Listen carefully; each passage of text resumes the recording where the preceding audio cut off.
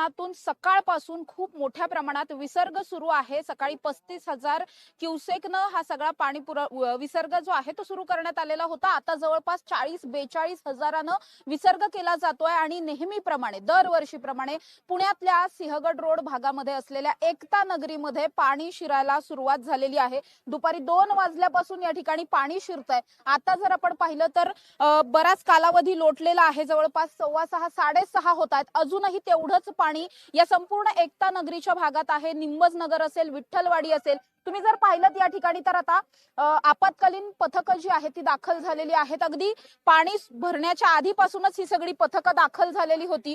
या पथकांच्या माध्यमातून इथे अडकलेले जे नागरिक असतील त्यांना सुखरूपपणे बाहेर काढण्यासाठीचे प्रयत्न अगदी सकाळपासूनच सुरू होते। त्याचबरोबर काही जीवनावश्यक सामान असेल किंवा काही डॉक्युमेंट वगैरे असतील तर असं सगळं साहित्य सुद्धा दुसरीकडे शिफ्ट करण्यासाठीचे प्रयत्न हे अगदी सकाळपासूनच सुरू होते। नागरिकांना ऑलरेडी सतर्कतेचा इशारा दिलेला होता। पाणी इतक्या मोठ्या संख्येने वाढणार आहे आणि तळघरांपर्यंत तर पाणी मगाशीच पोहोचलेलं होतं। आता जवळपास पहिल्या मजल्यापर्यंत हे पाणी पोहोचलेलं आहे। पार्किंग पर्यंत पाणी गेलेलं आहे। ज्यांची घरं खालच्या मजल्यावर ग्राउंड फ्लोअरला आहेत त्यांच्या घरांमध्ये पूर्णतः पाणी शिरलंय। तर उर्वरित जर भाग आपण पाहिला तर पार्किंगचा जो एरिया आहे, पार्किंगचे एरिया मात्र प्रत्येकच सोसायटीचे हे पूर्णपणे जाम असलेले पाहायला मिळतात। या ठिकाणी जर आपण पाहिलं तर या सोसायट्यांमधले सगळेच नागरिक जे आहेत हे नागरिक सुद्धा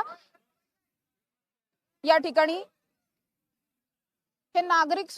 सरळ करणार या नागरिक सुद्धा या ठिकाणी खाली येऊन थांबलेले आहेत आणि या नागरिकांकडून सुद्धा या ठिकाणी इतर त्यांच्याच काही आजूबाजूला शेजारी राहणाऱ्यांची मदत करणं असेल हे केलं जात आहे। अग्निशमन दलाची सुद्धा मदत या सगळ्यामध्ये घेतली जाते। आपण बघतोय अग्निशमन दल अगदी सुरुवातीपासून सकाळपासून या ठिकाणी दाखल झालेलं होतं आणि साधारण 2 वाजल्यापासून हे सगळं पाणी या ठिकाणी भरल्याची माहिती आतापर्यंत तरी मिळतीये। गेल्या अनेक वर्षांपासून या ठिकाणी दरवर्षी पाणी भरतं, मात्र अजूनही या सगळ्यामध्ये काहीच उपाययोजना का केली जात नाही हा सगळ्यात मोठा प्रश्न आहे। विशेष म्हणजे हा पुण्याच्या महापौरांचा वॉर्ड आहे आणि महापौरांचा वॉर्ड असून सुद्धा याच वॉर्डची इतकी दयनीय अवस्था एकंदरीत झालेली आपल्याला पाहायला मिळते। त्यामुळे खरं तर नागरिकांकडून खूप संताप व्यक्त केला जातोय। दरवर्षी अशाच पद्धतीनं पाणी शिरतं, दरवर्षी तेच प्रॉब्लेम्स आहेत। मग का दरवर्षी या सगळ्यामधली उपाययोजना केली जात नाही? क्लस्टर डेव्हलपमेंटचा मुद्दा अनेक वर्ष चर्चेत होता। अनेकदा या मुद्द्याला निवडणुकीचा मुद्दा सुद्धा बनवण्यात आलं, मात्र तिथूनही पुढे काहीच झालेलं नाही। निवडणुका झालेल्या आहेत, लोकसभा झाली, विधानसभा झाली, महानगरपालिका सुद्धा झाली, मात्र अजूनपर्यंत या ठिकाणी कुठलीही ठोस उपाययोजना झालेली पाहायला मिळत नाही। मागच्या वर्षी असं म्हटलं जात होतं की एक भली मोठी भिंत या ठिकाणी उभारली जाईल, ज्या भिंतीमुळे पाणी अडवलं जाईल, मात्र तसं काहीही होताना पाहायला मिळत नाहीये। अजून तरी अशी कुठलीही भिंत या ठिकाणी बांधलेली नाही। त्यामुळे सालाबाद प्रमाणे यंदाच्या वर्षी पुन्हा एकदा या ठिकाणी पाणी साचलेलं आपल्याला पाहायला मिळतंय। कुठे राहता तुम्ही? मी राहिला इथंच आहे, पलीकडेच आहे। कधीपासून पाणी शिरलेलं आहे आणि काय नेमकी सध्याची परिस्थिती? दुपारी 1-1:30 नंतर सोडलेलं आहे पाणी। पाणी भरपूर सोडण्यात आलेलं आहे आणि इथंच नाही, मागच्या सोसायटीनं पाणी गेलेलं आहे, भरपूर पाणी गेले। मग दरवर्षीप्रमाणे काही इशारा वगैरे आधीपासून देण्यात येत होता? सांगितलं होतं त्यांनी, दुपारी 1-1:30 नंतर सांगितलं त्यांनी की पाणी सोडणार आहे, तर आपल्या आपल्या घरातनं सगळ्यांनी खाली या सांगितलं होतं। अधिकाऱ्यांनी येऊन सांगितलं होतं। पण दरवर्षी अशाच पद्धतीनं पाणी शिरतं, तुम्हाला इथे राहायला थोडीशी धाकधूक होत असेल की दरवेळेस पाऊस पडला की आता काहीतरी नुकसान होईल की काय, किंवा आपल्या जीवितास हानी होईल की काय, असं एक टेन्शन असेल। काय नेमकं पावसाळ्यात तुम्हाला वाटत असेल? टेन्शन तर राहतच ना। यावेळेस वाटलं होतं आता पाऊस होणार नाही, परत तीच परिस्थिती झाली। पण मागच्या शिंदे सरकारने सांगितलं होतं, इथे स्टेजवर उभं राहून सांगितलं होतं की इथल्या ज्या सोसायटी आहेत त्याचं पुनर्वसन होणार। पण मुख्यमंत्री शिंदे गेले, फडणवीस आले, पण ते काही झालं नाही। ते फक्त आश्वासन राहिलं आणि निवडणुका गेल्या की संपला, विषय संपला, पंचनामे अर्धवट झाले। आता ह्यावेळेस काय होतंय काय माहिती। मागे एक भिंत बांधणारा वगैरे अशा पण चर्चा होत्या, नदीपात्राच्या जवळ एक भिंत बांधून दिली जाईल, काय भिंतीचा एखादा दगड वगैरे रचला गेलाय का? नाही, काय नाही। हे फक्त मी काय सांगतो, आश्वासन, फक्त आश्वासन देतात, याच्या पलीकडे काहीच होत नाही। दरवर्षीच विशेष म्हणजे हा महापौरांचा वॉर्ड आहे। आता तुम्ही महापौर आता यंदा झाले तो महापौर, ते काय मागच्या वर्षी ना, यंदा महापौर झाले, त्यांचा काय दोष त्याच्यात? याच्या आधी जे प्रशासन आहे, नगरसेविका तर त्या होत्या नाही? भाऊ इथं एकनाथ शिंदे येऊन गेले, अजित पवार येऊन गेले, राज ठाकरे येऊन काय केलं त्यांनी? काही नाही, नुसतं आश्वासन, सगळे राजकीय नेते नुसतं आश्वासन देऊन जातात, कोणी काही करत नाही, त्यांना नागरिक काय घेणे. मतदान आलं की सगळे येतात धावत. फक्त मागच्या टायमाला दोडकेंनी मदत भरपूर केली, नगरसेवक होते ते, त्यांनी अन्न वाटप केलं, भरपूर मदत केली त्यांनी. बाकीचे कोणी मदत केली नाही. आज कोणी आलंच नाही, एकही नगरसेवक आला नाही, की कोण महापौर आले नाही अजून इथं, कोणी आले ना, अजून कोणीच नाही आलं. पण त्यांचं काय दोष नाही त्याच्यात, त्यांना काय एकच नाही बघायचं, अख्खी पूर्ण सिटी बघायची त्यांना. त्यामुळे त्यांचा दोष त्यांना काय बोलण्यात काय अर्थ नाहीये. बरोबर का नाही? मग कुणी करायला पाहिजे हे सगळं? हे प्रशासनाने करायला पाहिजे हो. अग्निशामक दलचे सगळे लोक इथं हजर असतात, ते सतर्कतेने काम करतात इथे येऊन, माहिती का दरवर्षी पाणी आलं की. मग प्रशासन लक्षच देत नाही. प्रशासनात कोण अधिकारी दिसतंय का तुम्हाला इथं? कोणीच दिसत नाही. क्लस्टर डेव्हलपमेंट वगैरेचा मुद्दा अनेक वर्ष चर्चेत होता, काय झालं त्याचा? काही उपयोग नाही मॅडम, काही उपयोग नाही. फक्त आश्वासन देतात, 1-2 महिने झाले की परत जसे ते आहे तसंच होतं. काय यंदा म्हणले की भिंत बांधायचं चाललं होतं, असं करणार तसं करणार, भिंत बांधून देऊ, पोस्टर लावलं की भिंत बांधायचं उद्घाटन करायचं, तर कोणी काही करत नाही. साधारण किती लोकसंख्या आहे या भागाची जिथे पाण्याचा धोका सांगता येणार नाही मॅडम, मला तर एक्झॅक्ट सांगता येणार लोकसंख्या किती. सोसायटी तरी 50-60 सोसायट्या आहेत या एरियात. त्यामुळे आता तुम्ही बघितलंच असेल, ही द्वारका बघा, दरवर्षी या लोकांचे किती हाल आहेत. कसं करायचं त्या लोकांनी? वयस्कर माणूस असेल, आजारी असेल, तर त्या लोकांनी करायचं कसं, मला सांगा बघू. बरोबर का नाही? तुम्ही कधी घरं घेतलेली आहेत? आता आम्ही 20 वर्षापूर्वी घरं घेतली होती. त्यावेळेस अशी परिस्थिती आहे? हो, होतं ना. इथं गणपती असताना पाणी आलं होतं. ही 3री-4थी वेळ आहे अशी. फक्त मागच्या वर्षी पाणी कमी होतं, त्यामुळे काय हे केलं नाही. पण हे लोक काय करतात माहिती आहे का, सांगत नाहीत की पाणी सोडत. आज तरी सकाळपासून त्यांनी अनाउन्समेंट केली होती, सतर्क केलं होतं त्यांनी. सकाळपासून अनाउन्समेंट चालू होती. मागच्या वर्षी सांगितलं नाही. यंदा त्यांनी एवढं भरपूर नुकसान झालं, एवढं नुकसान झालं, प्रचंड खूप प्रचंड नुकसान झालं. यावेळेस जरी सांगितलं, यावेळेस त्यांनी सकाळून सांगितलं, सांगितलं. त्याबद्दल काय वाद नाही. आणि बघा, निसर्गाच्या पुढे कोणी काही करू शकत नाही. निसर्गाच्या पुढे कोणी काही करू शकत नाही. कारण धरणात पाणी वाढवलं, त्यांना सोडणं भागच आहे. का पुढचा धोका टाळण्यासाठी त्यांना धरणातून पाणी सोडणं भागच आहे. त्यामुळे काही करू शकत नाही. फक्त प्रशासनाने काळजी घ्यायला पाहिजे नागरिकांची. नक्कीच आपण बघतोय या ठिकाणी पेशंट आहेत एक, त्याचा व्हिडिओ बघा तुम्ही. आणि त्यांना कशा पद्धतीनं आणलं जात आहे आपण बघतोय. पुणे महानगरपालिकेच्या महापौरांच्या वॉर्डातली ही स्थिती आहे. या ठिकाणी पुण्यातील सगळे नगरसेवक या भागात आहेत, पण असं सांगितलं जातंय की सकाळपासून एकही नगरसेवक या ठिकाणी फिरकलेले नाहीयेत. आपण बघतोय किती दयनीय अवस्था आहे. पुणे महानगरपालिका जी अतिशय श्रीमंत महानगरपालिका समजली जाते, क्षेत्रफळाच्या दृष्टीने सगळ्यात मोठी महानगरपालिका आहे, त्या महानगरपालिकेच्या मध्ये असलेल्या या मुख्य सिटी मधल्या एरियामध्ये अशी परिस्थिती निर्माण होते. दरवर्षी अशीच परिस्थिती निर्माण होते आणि वृद्धांना, लहान मुलांना, पेशंट्सला अशा पद्धतीने या ठिकाणाहून बाहेर काढावं लागतंय. सकाळपासून या ठिकाणी अनेक बोटी आणून ठेवलेल्या आहेत. या बोटींच्या माध्यमातूनही बचाव कार्य केलं जातंय. पण एकंदरीत परिस्थिती पाहिली तर फार जास्त पुणेकरांना वाईट वाटावं अशी एकंदरीत या ठिकाणची परिस्थिती आहे. आणि काय नेमकं या सगळ्या ठिकाणी काय केलं पाहिजे आणि जे काही केलं पाहिजे ते का केलं जात नाही, हा सगळ्यात मोठा प्रश्न आहे. का ह्या सगळ्या उपाययोजना या ठिकाणी केल्या जात नाही? क्लस्टर डेव्हलपमेंटचा विषय इतक्या वर्षांपासून सुरू आहे. इतके वर्ष झालं असं म्हटलं जात आहे की इथल्या नागरिकांना दुसरीकडे शिफ्ट केलं जाईल, पण तसं काहीच होताना पाहायला मिळत नाही. अजून या ठिकाणच्या एकही नागरिकाला शिफ्ट केलेलं नाही. शिफ्टिंग तर खूप लांबची गोष्ट राहिली, पण इथे एक भिंत बांधून देणार होते, त्या भिंतीचंही काहीच झालेलं नाही. किंवा या सोसायटीतील सगळ्या नागरिकांचं पुनर्वसन होणार होतं, त्यांचंही काही झालेलं नाही. विशेष म्हणजे हा प्रश्न नक्कीच सगळ्यांना पडला असेल की असं नेमका काय प्रॉब्लेम आहे की दरवर्षी या भागामध्ये इतक्या मोठ्या प्रमाणात पाणी साचतं. नेमका प्रॉब्लेम काय आहे असा प्रश्न अनेकांना पडला असेल. झालेलं असं आहे की ज्या वेळेस हा संपूर्ण भाग जो आहे तो एक अगदी छोटासा गावाचा एरिया होता, त्यावेळेस पासूनची ही सगळी घटना आहे. ग्रामपंचायतीमध्ये जेव्हा हा भाग होता तेव्हापासून अशाच पद्धतीची परिस्थिती या ठिकाणी निर्माण होते, पण त्यावेळेस डेव्हलपमेंट इतक्या मोठ्या संख्येने झालेली नव्हती. आणि पुण्याच्या मुख्य सिटीमध्ये महानगरपालिकेच्या क्षेत्रामध्ये ज्या काही इमारती त्यावेळेस होत्या त्या ठिकाणी घरं घेणं हे परवडणारं नव्हतं. त्यानंतरच्या काळात असं झालं की थोडंसं ग्रामपंचायतीचा एरिया असलेला या वडगाव बुद्रुक असेल, धायरी, नरे असेल, या भागामध्ये खूप मोठ्या संख्येने बांधकाम प्रकल्प चालू झाले आणि पटापट या बांधकाम प्रकल्पांना मंजुऱ्या देण्यात आल्या, पटपट पटपट बांधकामं उभी राहिली. त्यामुळे खूप लोकांनी बऱ्यापैकी घरं ही स्वस्त होती. पुण्याच्या महानगरपालिकेच्या क्षेत्राच्या जवळ असल्यामुळे घरं घेतली सुद्धा. नंतर मात्र असं कळलं की या भागाची कुठलीही पूररेषा ठरवण्यात आलेली नव्हती. त्यानंतर जेव्हा हा संपूर्ण भाग पुणे महानगरपालिकेच्या हद्दीत गेला त्यावेळेस पूररेषा ठरवण्यात आल्या आणि असं कळलं की या ठिकाणच्या बहुतांश सोसायट्या या पूररेषेच्या खाली आहेत.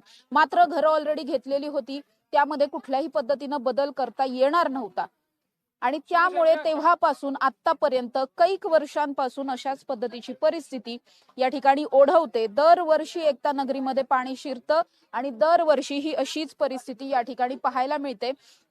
आपण इथे काही अधिकारी आहेत, आपण त्यांच्याशी सुद्धा बोलण्याचा प्रयत्न करणार आहोत. मॅडम, तुम्ही साधारण सकाळपासून या ठिकाणी आहात, तुम्ही स्वतः सुद्धा अनेकदा सतर्कतेचा इशारा इथल्या नागरिकांना दिला होता. काय सध्याची नेमकी परिस्थिती इथे आहे आणि किती वेळ अशीच परिस्थिती राहू शकते? नाही, आता सध्या 43,271 क्युसेकचा आपला विसर्ग आहे, तो अजून तरी कॉन्स्टंट आहे आणि आपण बघतोय की हळूहळू पाण्याचं थोडं प्रमाण कमी कमी म्हणजे साचलेलं पाणी थोडं कमी कमी होत आहे. परंतु जर समजा धरण क्षेत्रात जर अजून पाऊस पडला रात्रीतनं तर विसर्ग वाढण्याची शक्यता नाकारता येत नाही. त्यामुळे आम्ही नागरिकांना अजूनही आवाहन करतो की आतापर्यंत किमान 100च्या वर जास्त नागरिक आपापल्या नातेवाईकांकडे किंवा वरच्या मजल्यावरती शिफ्ट झालेले आहे. म्हणजे आपण सकाळी 9-9:30 वाजल्यापासून नागरिकांना आपलं आवाहन सुरू आहे की बाबा तातडीने घराच्या बाहेर पडा. म्हणजे आमचं हेच म्हणणं आहे की अशा वेळी नागरिकांनी ह्या गोष्टी सिरियसली घ्यायला पाहिजे की प्रशासन ज्यावर तुम्हाला रेड अलर्ट देते तर ह्या गोष्टी ऐकायला पाहिजे.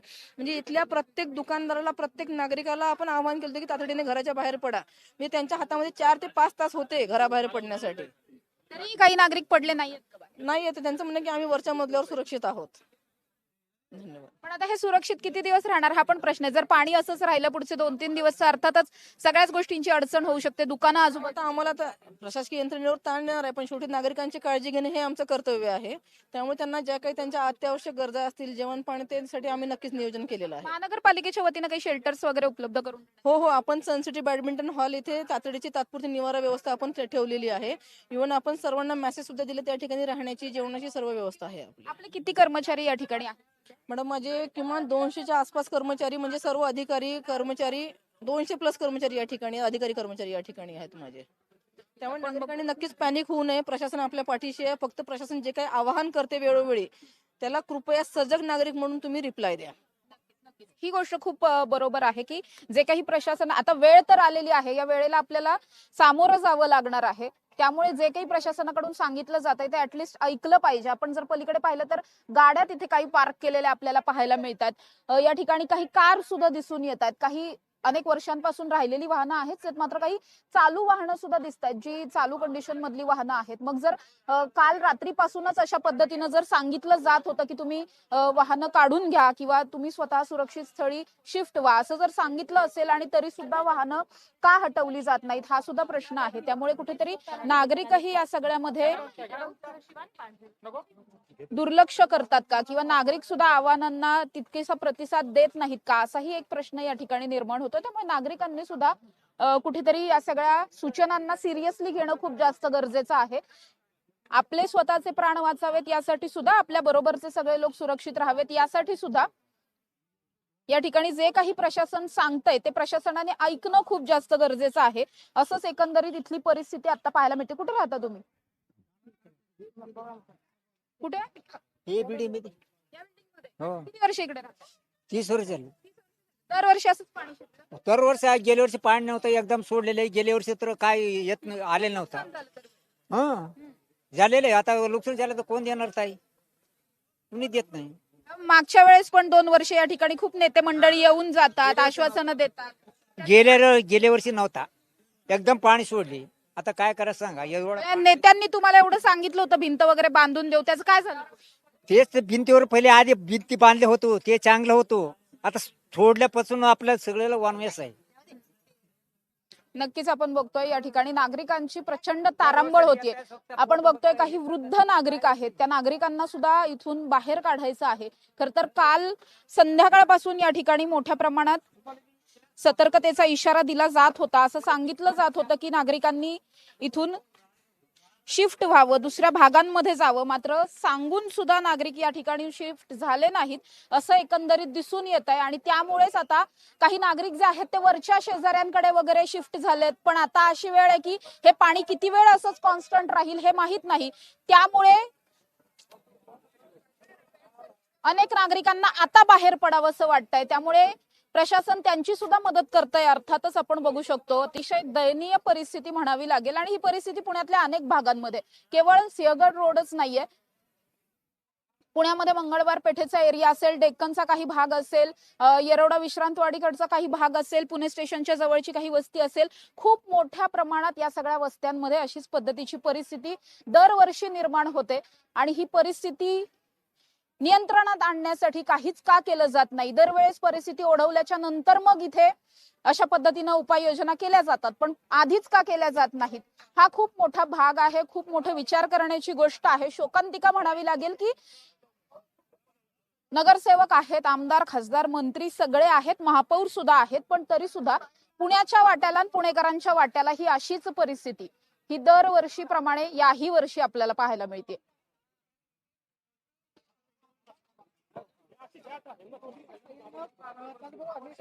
जवान जे आहेत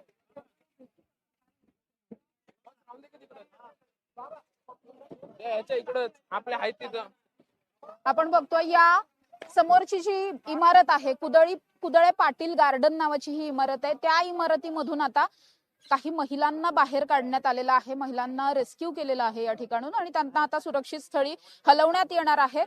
जसं प्रशासनाच्या वतीनं सांगितलंय की काही इथून अगदी जवळच असलेल्या एका हॉलमध्ये शेल्टर महापालिकेच्या वतीनं उपलब्ध करून देण्यात आलेलं आहे. ज्यांना नातेवाईकांकडे जाता येणार नाहीये किंवा शिफ्ट होण्यासाठी दुसरे एखादं ठिकाण नाहीये, त्यांच्यासाठी ही सगळी सोय जी आहे ती महानगरपालिकेनं केली आहे. फक्त या सगळ्याचा फायदा घेतला जावा, हे खूप महत्वाची गोष्ट आहे. आपण जर बघितलं तर लहान बाळ आहे त्या ठिकाणी, ज्या बाळाला सुद्धा रेस्क्यू करून घेऊन जात आहेत. आता अधिकाऱ्यांच्या हातात हे बाळ असलेलं दिसतंय आणि या बाळाला घेऊन जात आहेत.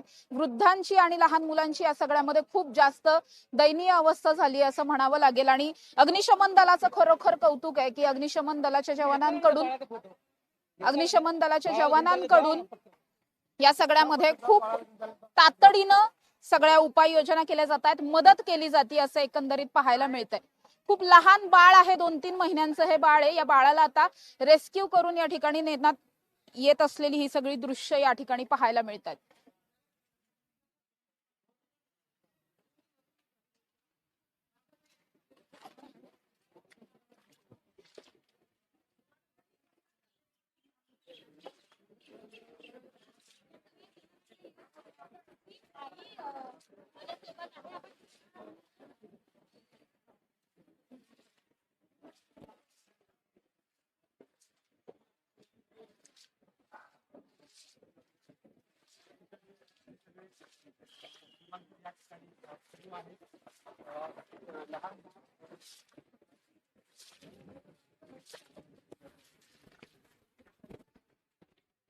आपण बघतोय अग्निशमन दलाचं कौतुक करावं लागेल. किती लहानचं बाळ आहे हे आणि या बाळाला आता बाहेर काढलंय.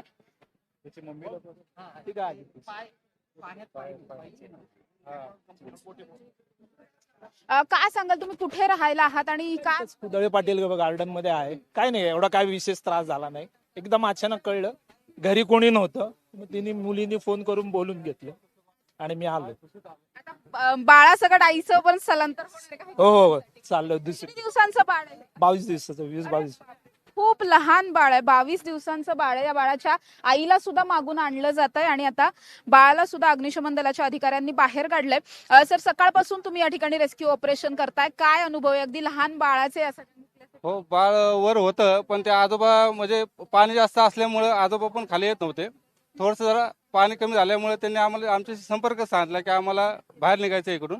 म्हणजे ठीक आहे काका, येतो आम्ही, थोडं थांबा.